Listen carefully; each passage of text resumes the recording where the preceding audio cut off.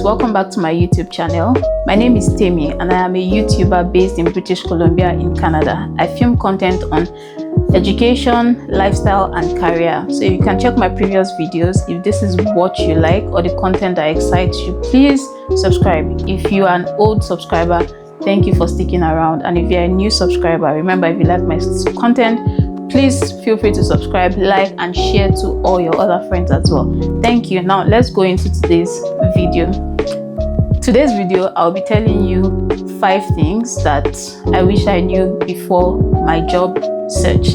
Let's just jump right into it. So I know you or I have also been at a point where I was looking for a new job, and then I had to, go back to my laptop, go back to the drawing board and try to apply for jobs. So number 1 thing is actually tailor your resume and cover letter to the job that you're applying for. Now this is often overlooked because people just say, oh, I have one resume and that should work for all. It's not the same thing. Let me give you an example. If you're applying for the role of an HR technical analyst, and then you also see the role of an HR recruiter, their job descriptions, because they are specific positions, the job description would definitely be different, right? So that is where tailoring your resume comes to play.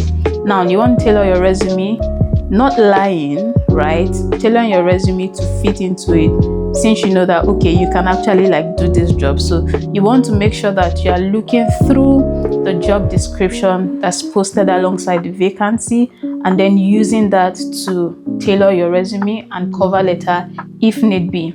Number 2 is actually applying for jobs that you are qualified for. Now, I've seen a lot of people make these mistakes, else you will just be pouring water into a basket. So you are going nowhere, right? So you are a salesperson and then you see the role of an HR officer and you are applying for that. Or you are applying for the role of an IT technical analyst. Make it make sense, right? So you are never going to get that call back from the recruiter because you are not qualified for this job. Now this is different from you see a job description and then you know that half of these job descriptions you actually fit into it and you can perform it.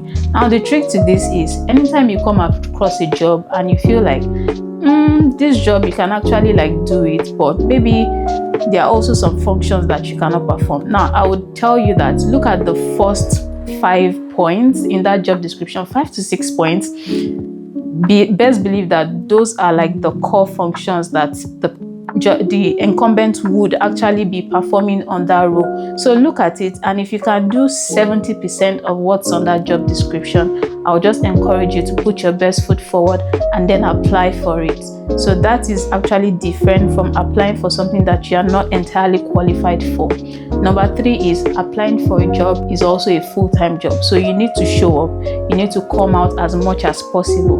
Now, a full-time job, right? So someone who actually has a full-time job and actually has to go into work would wake up in the morning, go 8 a.m. and then probably close by 4 p.m., right? You should also think of your job search that way. One application a day is not enough. You may not get a call back. Try to ensure that you are putting as much applications as possible. It is a full-time job. Search different job sites that you would find different roles that you qualify for and then you can apply for. Make it a full-time job, since you actually do not have a paid full-time job, and it would eventually pay off for you. Then number 4 is request informational interviews with recruiters and hiring managers. How can you do this?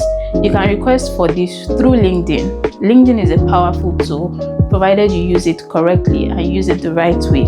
So you can reach out to recruiters and just shoot a message to people that are your connection and say, oh, I would like to have, my name is XYZ, this is what I do, so and then you say, okay, is it okay for me to learn about your company? I would like to know more. These are my interests. If you could have a few minutes, say 15 minutes for us to chat, or if we could get on a call together, then that would be awesome. So who knows, you may not get a reply back from some people, but also not everybody would actually turn you down. So learn about them. It may not lead to jobs right away, but there are times that when something comes up based on the conversation that they've had with you before, your name is in their minds, and they will be like, maybe this person can actually do this job, and they can reach out to you. So oftentimes that result is not always instant, but in the long run it is actually worth it, right? Then finally, my 5th point is try as much as possible to meet new people. Now, you could sit at home and apply for jobs, but I want you to also know that most of the time, some of these jobs that are posted online, recruiters just need to do the needful. Most times, some of them have people that they already know fit into these roles, that they can say, hey, we have so job available in my company. I feel like you're a good fit. Would you be able to apply on it, or should I send you more details? So that's where meeting people come in. When you meet people, right, when you go out on events, and it doesn't have to be like maybe a professional membership event or something, just a little chat, like having a cup of coffee with somebody, you could spark up great conversations from there, which in the long run again would lead you to something meaningful in your job search. So those are 5 things that I wish that I knew before my job search, and going forward I would apply these things if I ever have to look for another job. So that's it, guys. Thank you for sticking around. If you are still here at this point, please like, share and subscribe, and I'll see you in my next video. Bye.